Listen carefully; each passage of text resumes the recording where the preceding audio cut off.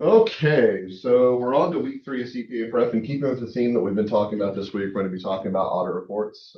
This is not exclusive to just the ASB opinion. We're going to be talking about both types, both public company audits and non-issuer audits. But I do think that the what we did earlier this week was a good lead-in for what we're going to be talking about in the questions today. So let's go ahead and start working through these questions. And then, like I said, like I told you all, I've got some questions that I want you all to work through for me and do your best on providing the answers on those. Again, I expect these will evolve over time as we get more acquainted with doing these. But let's see. Client's fixed asset experienced a significant impairment loss, but the client refused to record the impairment loss in the financial statements. Which of the following opinion is an auditor most likely to use if the amount of loss is material but not pervasive to the financial statements, right? So I want to make a quick note of this because this may come up as we're working through this. Oftentimes you'll see questions like this. Usually there's going to be two things that you have to consider. You have to consider what is the nature of the issue, all right? What is the nature of the issue? Are we talking about a departure from specified reporting criteria, usually GAAP?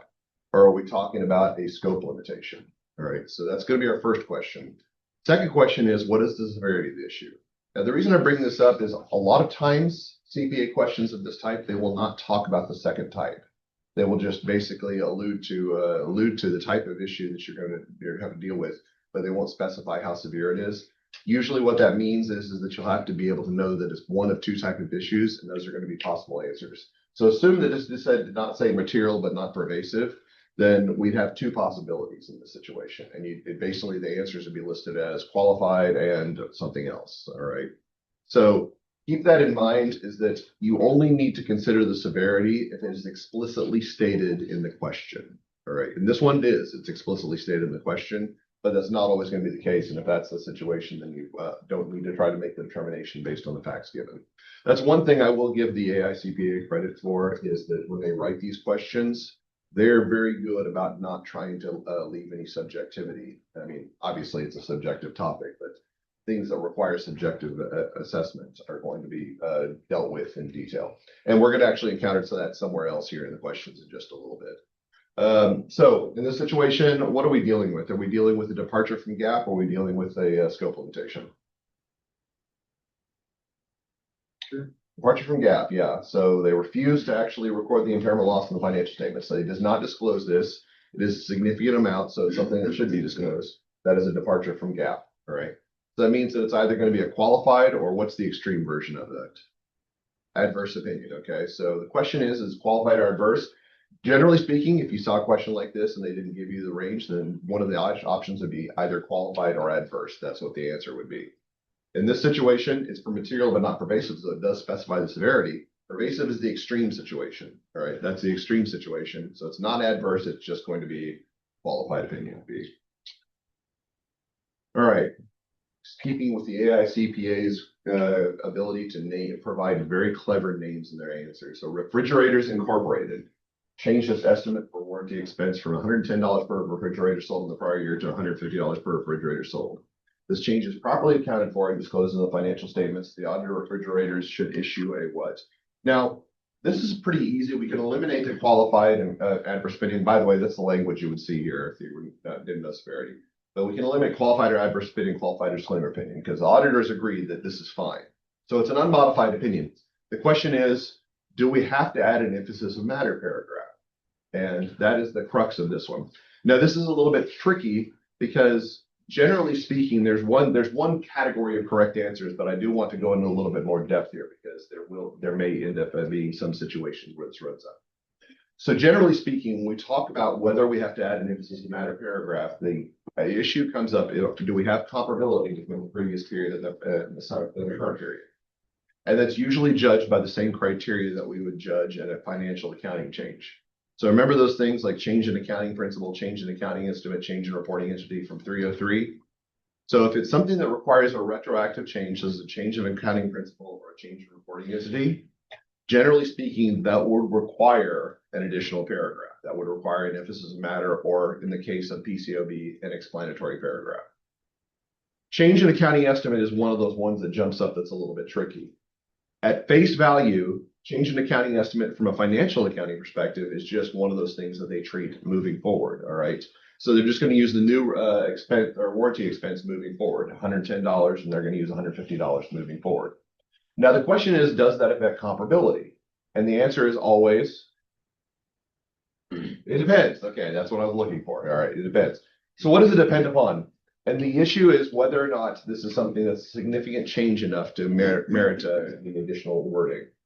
Now, this is not alluded to in this particular paragraph. And so if this would be something that they think would affect comparability, there would be explicit language in the question that would say, this would affect comparability, or this is going to represent a material change. Now, you may think $110 to $150, that's a pretty significant change, Dr. Martin. That's like 30% of the amount. Like, I would agree with you, but unless it explicitly says that, we would treat a change in accounting estimates as something moving forward. Therefore, we would not add an explanatory paragraph. Now, the reason I mention this is we're going to look at a very similar situation in our last question, the TBS, and we're going to see a somewhat similar, not exactly the same, but we're going to see a somewhat similar situation where we are going to have to add explanatory language, and it's going to look very similar to this one. But the wording is a lot different in that scenario, so you have to keep an eye on the wording. Bottom line on this one is we're talking about comparability. You do need to understand, is this something that would affect comparability? If it's a very obvious change, a retroactive change in the financials, then the answer is yes, we do need to add explanatory or emphasis as a matter paragraph. If it's not something that would affect comparability and it doesn't explicitly say we affect comparability, such as a change in accounting estimate that doesn't have any additional language associated with it, then we just treat it as an unmodified opinion, full stop. Okay. Now, I know I'm spending a lot of time on a specifically small issue. This is really confusing because I've seen multiple questions that have been like this one, where it's like unmodified opinion, that's it. And I've seen questions that say unmodified opinion with an emphasis of matter paragraph, and you're like, what's the difference? And the answer is, if the language specifically refers to a lack of comparability from period to period, you do need to add that explanatory paragraph. Is everybody thoroughly confused now?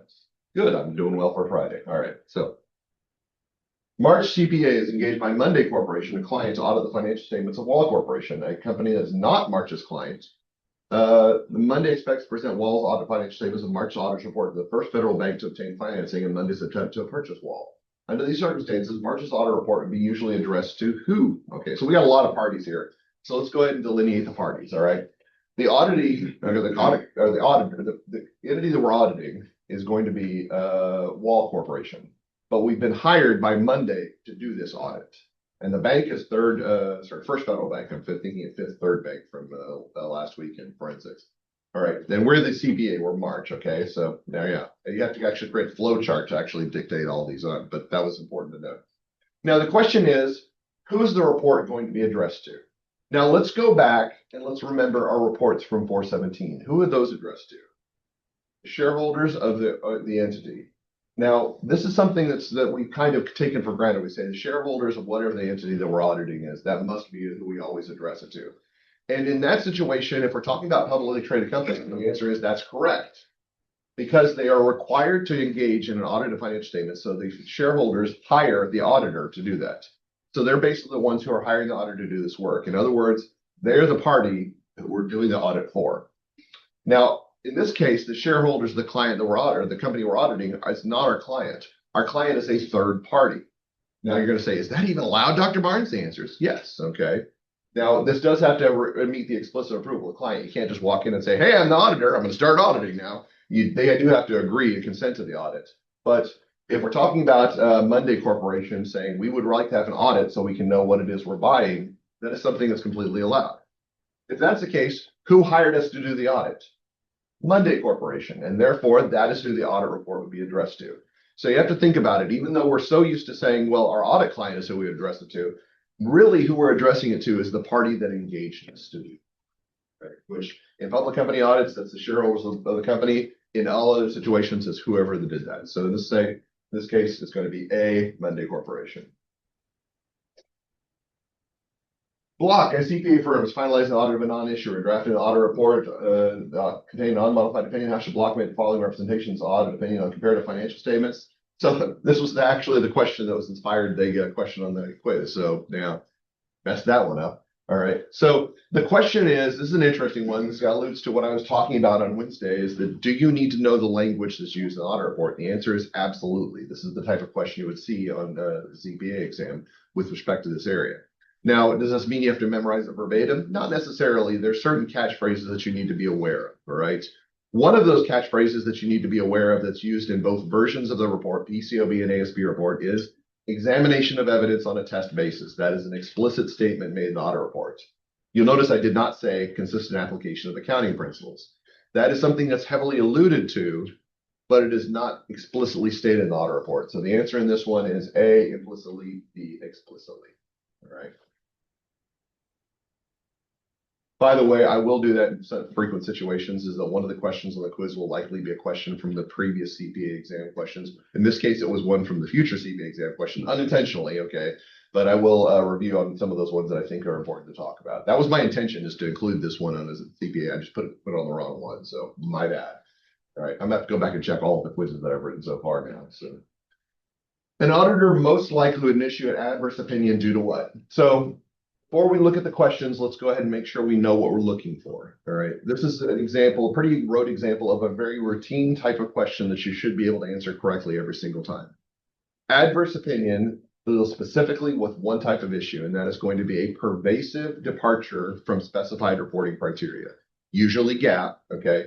So, by the way, I'm going to probably get in the vernacular just saying departure from GAAP. And you should think in your mind, or whatever the reporting criteria is. That's something you should get in the habit of thinking about. I'm not going to continue doing that where I say specified reporting criteria, usually GAAP, every single time, because I really only have a certain number of words left in my life and I don't want to waste them, okay? So let's go ahead and just say for pervasive departure from GAAP, like we talked about back in the olden days of undergraduate auditing. And you can think if it's not generally accepted accounting principles, it's whatever the reporting criteria is.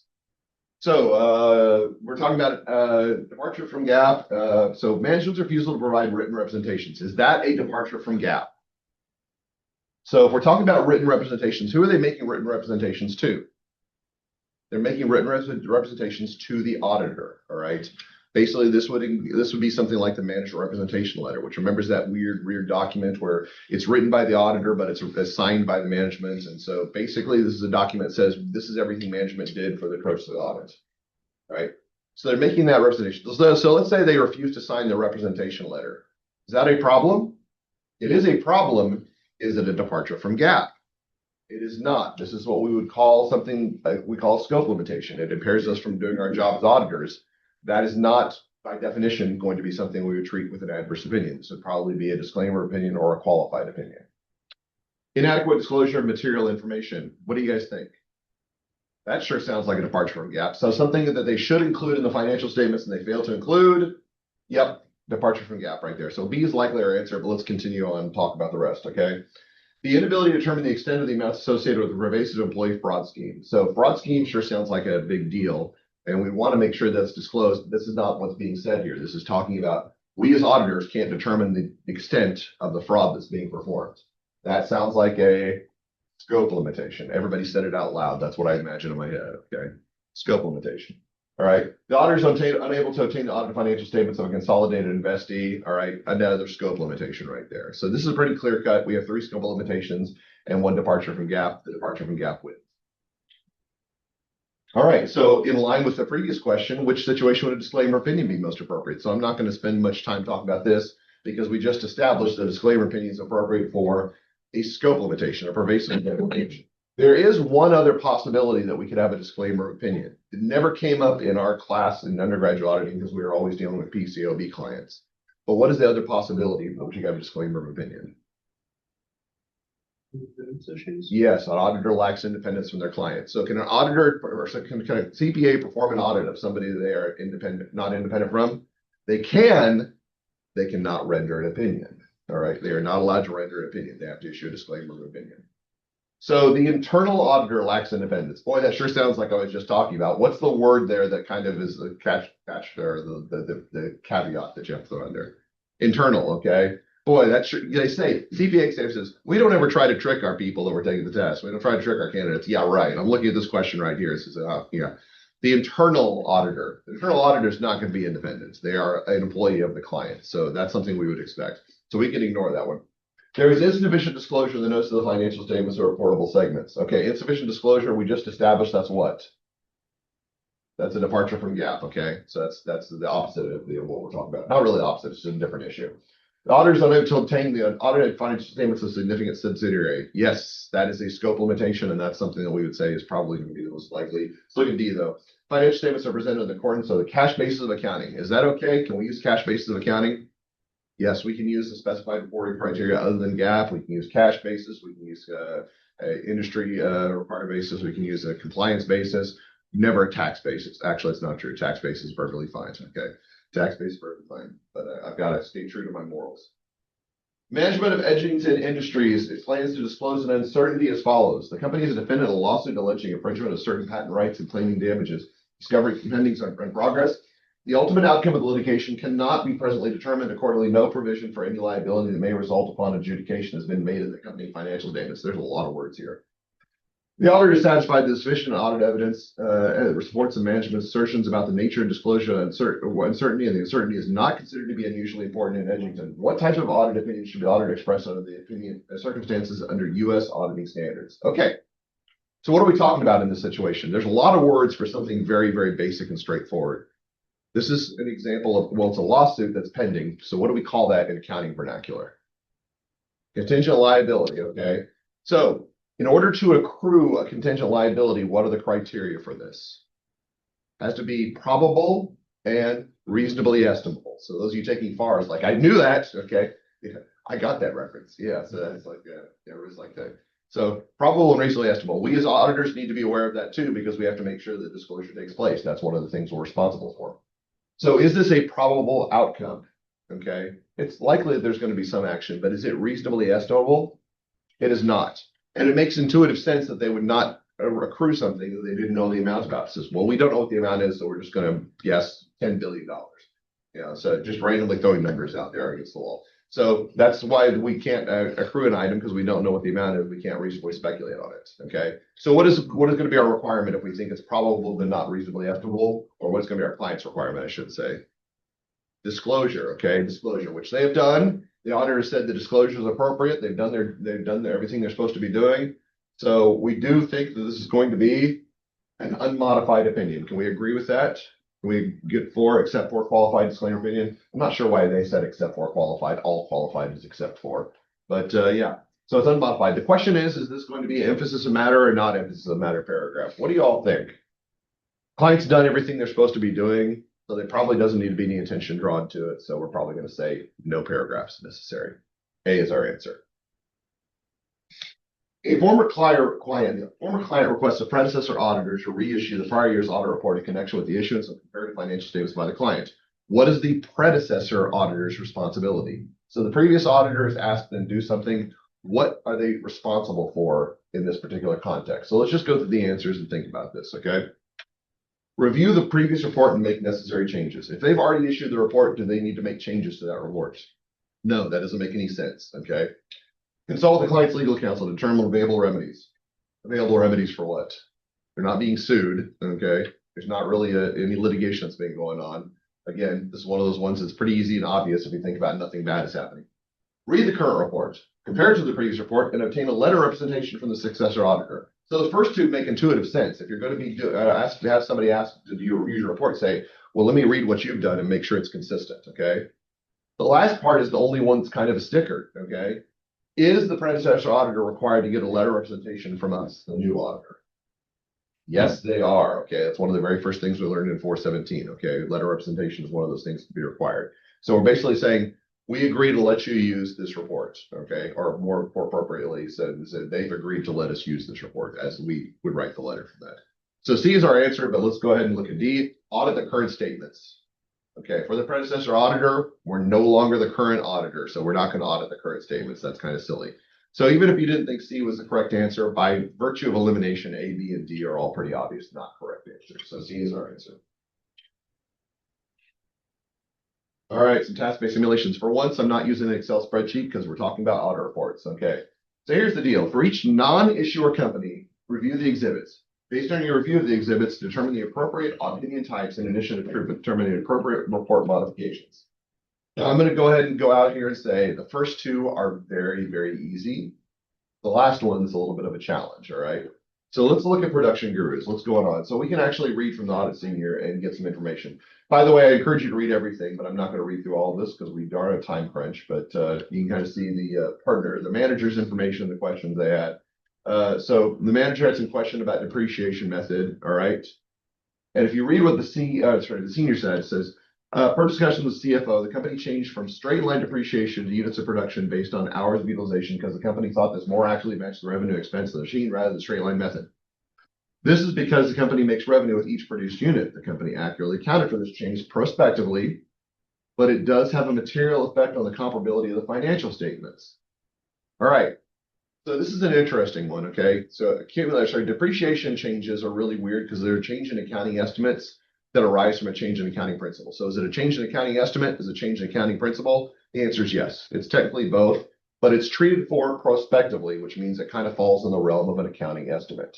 Now, without any other information, we would say this is an unmodified opinion, full stop. They've done their job. But the senior added some additional language that's really important. It says, here's the deal. It does have a material effect on comparability of the financial statements. Is this different from the multiple choice question that we looked at earlier? The second multiple choice question where we looked at a change in accounting estimate. Yes, because in that situation, there was no language saying that affects comparability. Remember, that was the one, the warranty expense, $110 to $150, and we said it's still comparable from period to period, therefore we don't have to change our opinion. In this situation, there is a comparability issue from the previous period to the current period. Therefore, we do have to add an emphasis of matter paragraph, okay? So your answer up here is going to be an unmodified opinion, but we're going to add an emphasis of matter paragraph, all right? Now, by the way, the term is technically emphasis of matter here, explanatory paragraph. Remember, that's language that's used for issuer audits. If this were a PCOB client, then we'd say an explanatory paragraph, but the answer would be the same under each situation, a clean opinion, unqualified / unmodified, and then emphasis of matter for this one, explanatory for PCOB client. Assisted living group, what's going on here, okay? So I just received the attorney letter. Based on the attorney responsibility, there's a reasonable possibility of a significant material loss related to the case of friend versus assisted living group. However, no amount can be estimated at this time. If you go down and look at the situation, they're in the middle of litigation of this particular client, and they're trying to resolve this. So this is going to be another example of a contingent liability, which they have disclosed this, but they have not accrued an amount. This is exactly the same situation as question number 7, where they can't accrue an amount because no amount can be determined at this time.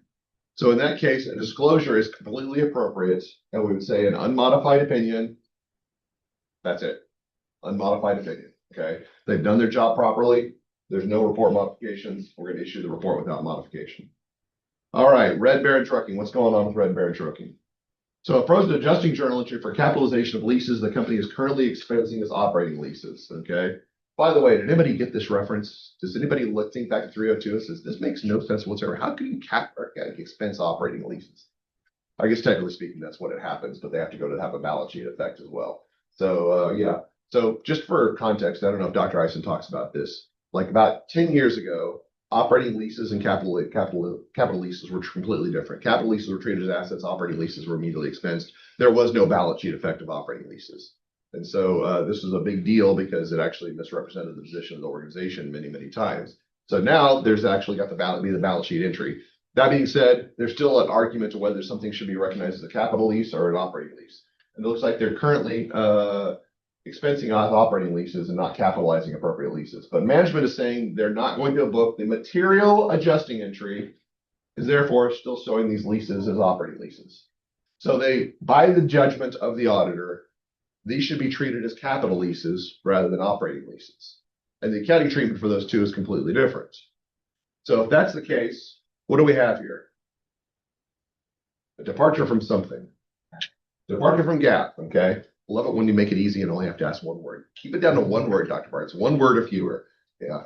Actually, I'm just going to keep it down to no words, and we're going to do nods and shakes of the head. Okay, that's what we're going to do. All right. Anyway, departure from GAAP. All right, so departure from GAAP. And it looks like it's going to be a material departure from GAAP because they actually say it's a material adjusting journal entry. This is pretty straightforward. we've got two possible opinions that we could render in this situation. So what are the opinions that we could render in this situation? Yeah, qualified or adverse, depending on, we don't know if it's pervasive or not. It's not given in the situation. So if you answer this question, you would say it's going to be either qualified or adverse, depending on the severity of the departure, but we can't clarify that based on the information given. And again, in the CPA exam, you would not be expected to. You would be expected to identify that it's either a qualified or adverse opinion, and it's going to be one of those two. We don't know which. All right. So if that's the case, what are some things that we need to do the report? Okay. So what's the very first, most obvious thing that we have to do? We have to change what section of the report? Again, I'm saying if we're talking about an unmodified report, what do we need to change in the unmodified report? Headings. We do have to change the headings. Yeah, that's true. Good points. Okay. It's probably the very first because we have to get there. But at a basic level, what else needs to happen? So does the opinion need to be changed? Given that it's a different opinion being rendered, we're going to say the opinion section does need to be changed. Okay. Additionally, what other information needs to be changed? What others, or I guess should not change, but added to? So in the basis for opinion section, we've got to add an additional paragraph that explains the reason for the new opinion, the reason for the departure from the unmodified opinion. Okay. So we do have to provide detail on that. That's usually a paragraph. Sometimes it can be more than one paragraph, but it goes into details, the reason for the altered opinion. Are there any other changes that might arise? This is ancillary. Those are kind of the major changes, the title headings, the opinion section, the basis for opinion section. But is there anything else that might come up? So say my client, they engaged us to report on key audit matters. Is it possible that I would have to eliminate key audit matters? Under what circumstance would I have to eliminate key audit matters? Adverse opinion. Okay, if it was an adverse opinion, I have to eliminate key audit matters. Now, by the way, that's not part of the answer to this question because we don't know the situations. That's not given. But we're going to be thorough here because we're going to be thorough in this course. If we found out a situation was adverse opinion, then we'd say eliminate the key audit matters because we know what the key audit matter in the situation is. All right, good. Okay, everybody ready for some examination of their knowledge? All right, how do we feel about these questions? Everybody feel like they got the right answer? We feel we can justify the right answer correctly? All right, love the confidence, appreciate the confidence. I'm gonna start putting things on the line. I'm gonna give you like small prizes. I'm gonna give you a chance to double your prizes if you give me the right answer. And then, yeah, if you don't, then you owe me something. Like give you $1 and then you get a chance to roll up $10. But if you lose, you have to pay me $10. Yeah, that's something that's how I think that would probably violate university policies. Yes, yeah, okay. I'm just trying to make a quick buck while I can tell you. Client decides not to make an auditor's proposed adjustments that are collectively are not material and wants the auditor to issue a report based on the unadjusted numbers. Which of the following statements is correct regarding the financial statement presentation? Now, I want to I like this question because it illustrates a really important point for questions of this type. Do not introduce new information. All right.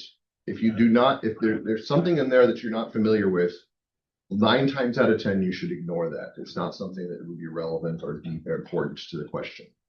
So let's go ahead and go through the answers and let's talk about them real quick. So the financial statements are free from material misstatement. Now, is that a correct statement? That is true. Okay. So we're on the right track already. And no disclosure is required to the notes of the financial statements. Did we say that there's disclosure required whenever they've met the requirements of the financial statements? No. So this is actually a correct statement. This is our answer. But let's talk about the rest. The financial statements do not conform with generally accepted accounting principles. Now, if you're really a stickler, you could say that's true, Dr. Barnes. They have misstatements in their financials. Okay. The important point is whether these are material or not.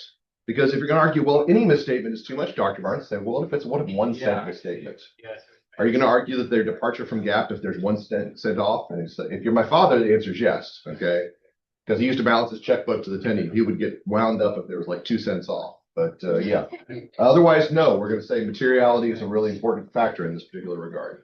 The financial statements contain unadjusted misstatements that should result in the qualified opinion. What is the criteria for a qualified opinion? What's that word? Material. Has to be material. Material. All right. The financial statements are free from material misstatements. That's still correct. But the disclosure of the proposed adjustments is required in the notes of the financial statements. This is where I was talking about do not try to introduce new details. We have never talked about an additional disclosure required for immaterial statements. This is not something that we've ever discussed. This is not something we ever dealt on. It's because that's not something that has to occur. If the information is immaterial, if the adjustments are immaterial, we can ignore them. That's basically all there is to it. So D is out by virtue of the fact that A is correct. All right, if a publicly held company, I'm just going to add a little bit of expostulation in public company named Enron. All right. Issues financial statements that purport to present the financial position of the results of operations, but emission statements say cash flows. Auditor would ordinarily express a what? So by the way, this is what Enron did. They issued financial statements without the cash flows because they didn't think it was really important. Okay. They got called out on it. So this is really, really important because this is specifically referring to publicly held companies. And we know that publicly held companies in many of our situations, not all, because we could actually refer to IFRS in this situation, but the IFRS criteria are basically the same. But let's just go ahead and do the one that we know. What is the reporting criteria that publicly held companies in the United States have to follow? Yeah, generally accepted accounting principles. Now, here's an important question. And I know this is a financial accounting question, but I know a lot of you are preparing for FAR as well. Is the statement of cash flows required under GAAP? It is. So if they fail to report this, if they fail to provide this, is this going to be a departure from GAAP? It is. Okay, it's a departure from GAAP. All right. So this is going to be either a qualified opinion or an adverse opinion. And we don't have adverse opinion as one of the options, so qualified opinion is our option there. That is our answer. Now, before we leave, because we got a couple minutes, I do want to change this, okay? So let's remove my little clever anecdote. And let's say this is a private company, okay? This is a non-issuer company. Does it change the nature of this question if I ask that? So what's the first thing that we would have to know if it's a non-issuer company? We would need to know the reporting criteria. We'd have to know the reporting criteria, all right? Because we did specify that this is required because we know that this company is reporting under generally accepted accounting principles, or again, IFRS, but the rules are effectively the same. Are you going to be responsible for knowing whether or not statement of cash flows is required under like cash basis or tax basis? The answer is no. They're never going to ask you a question of that detail, but you do need to acknowledge that this is a really important piece of information. That publicly held company dictates this, signals the direction of this particular question. We're talking about a non-issuer company. You would need to look for additional information, such as, is the statement of cash flows required under this reporting criteria? If the answer is yes, the answer in this situation remains the same. If the answer is no, then we could possibly argue that an unmodified opinion is included. I don't know. We may have to include it if this is a matter paragraph. It may just be an unmodified opinion. I'm not trying to confuse you on this one. I'm trying to say that keep in mind that you have to look for very important details. That publicly held seems so innocuous, but it drives the direction of this particular question overall. All right. Please give me your answers so I can review them, and have a wonderful weekend.